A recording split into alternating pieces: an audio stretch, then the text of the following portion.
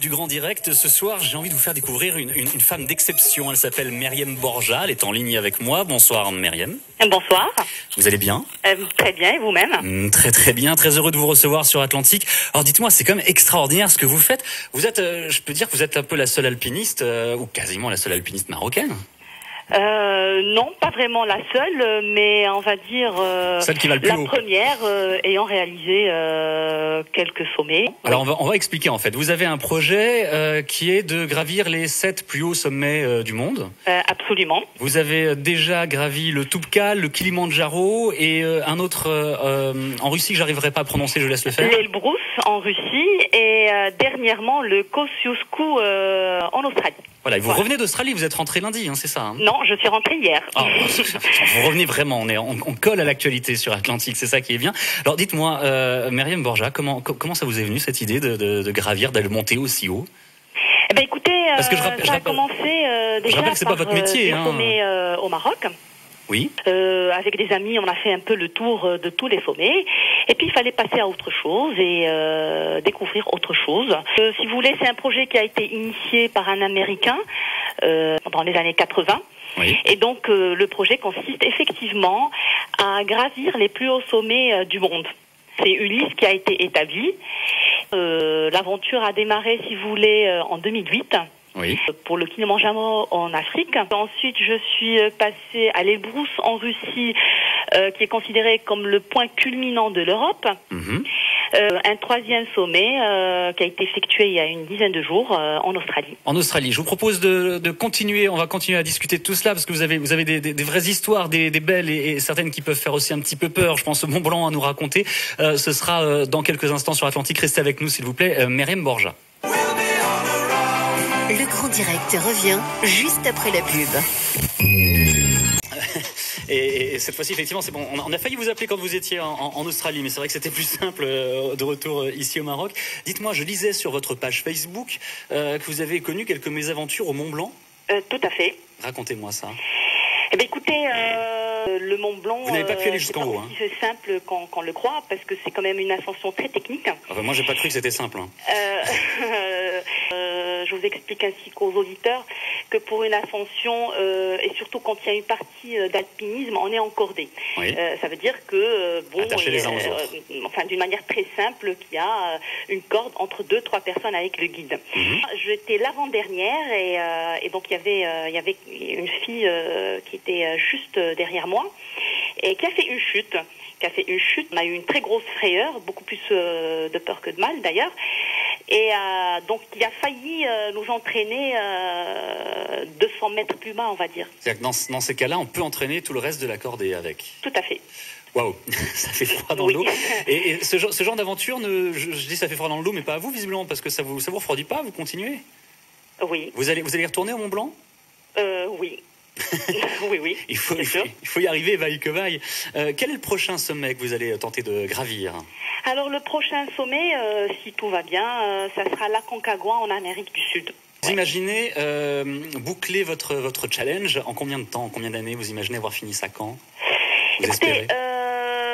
Pour la première partie, c'est-à-dire les projets que je pouvais supporter financièrement, donc il n'y a eu aucun problème parce que, si vous voulez, mon projet à ce jour n'est pas sponsorisé. Donc j'ai pas on va dire des sponsors qui suivent. Oui, parce que je rappelle que c'est pas un métier de gravir des sommets pour vous, même si c'est quelque chose de très sportif et que c'est vraiment du sport de très haut niveau, c'est une passion. Vous travaillez dans une compagnie d'assurance ici au Maroc tous les jours, oui. Et dès que vous avez des vacances, vous partez l'autre bout du monde pour grimper en haut des montagnes. Donc effectivement, tout ça, c'est quand même, ça demande de la logistique, de l'organisation, du matériel aussi, j'imagine beaucoup. Voilà. Concrètement, si les gens nous écoutent là ce soir sur Atlantique et sont passionnés par ce que vous faites, ont envie de vous aider, peut-être que des entreprises marocaines pourraient vous sponsoriser ou... J'espère bien parce que de quoi avez-vous besoin? La suite, justement pour la suite, les autres sommets qui restent à faire demandent un budget assez important, donc qui ne peuvent être supportés que par de gros annonceurs et des structures importantes au Maroc. De quoi avez-vous besoin concrètement? Vous avez besoin d'argent, vous avez besoin de matériel, vous avez besoin qu'on vous paye des billets d'avion, vous avez besoin de quoi? Oui, un petit peu de tout ça. Le matériel, si vous voulez, la grande partie, je l'ai déjà, donc il n'y a pas de problème. Mais sinon, vous avez des droits à verser à des pays comme le Népal ou la Chine pour l'Everest. Et c'est des sommes qui sont importantes. Juste pour vous dire, pour l'Everest, il faut aux alentours de 400 000 dirhams. Un petit peu plus, là je vous dis vraiment... 400 000 dirhams par personne? Oui, par personne. Ah oui. Parce qu'il y a, si vous voulez, l'Everest ne se fait pas en une semaine, c'est 2 mois. Si tout va bien, hein, ça c'est dans les meilleurs des cas. Il faut une météo excellente. Et puis donc il y a les droits à verser aux États. Il y a bien sûr une agence qui vous fournit du matériel, le guide, enfin l'hébergement, la nourriture, tout ce qui va avec. Et donc tout ça effectivement coûte de l'argent. Oui, je rappelle qu'on ne gravit pas l'Everest ou comme le Lukemden. En fait, non, concrètement. Oui. Dites-moi, Myriam Borja, qu'est-ce qu'on pense, qu'est-ce qu'on ressent, qu'est-ce qu'on se dit quand on est tout là-haut, seul ou presque? Eh ben, écoutez, il n'y a pas de mots. Franchement, il n'y a pas de mots pour décrire, mais c'est des sensations très fortes parce que vous êtes en communion avec la nature. Vous découvrez d'autres. Enfin, la montagne, c'est un petit peu partout. Vous avez des paysages époustouflants. Et puis, il y a cette culture de l'effort. Il y a la rencontre d'autres personnes. Il y a planter le drapeau marocain sur les plus hauts sommets. C'est vrai, vous le faites à chaque fois? Pardon? Vous faites ça à chaque fois, vous plantez le drapeau? À chaque fois, je plante le drapeau et je chante l'hymne national. Ah, c'est fantastique.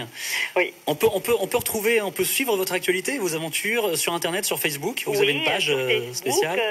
Il y a une vidéo aussi sur YouTube. Tapez tout simplement Borja Myriam.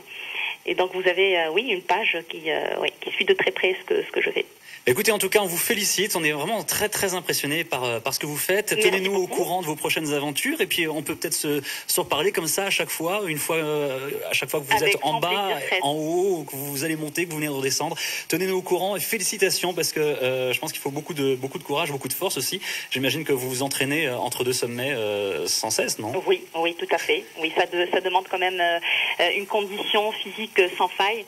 Et ceci dit, je voudrais préciser aussi aux auditeurs qu'on peut bien être champion olympique, mais si on a le mal de montagne, c'est pas possible. Oui, effectivement, plus on va plus haut, il y a le manque d'oxygène et tout. Donc même avec une préparation, il ne faut pas avoir le mal de montagne, c'est comme le mal de la mer.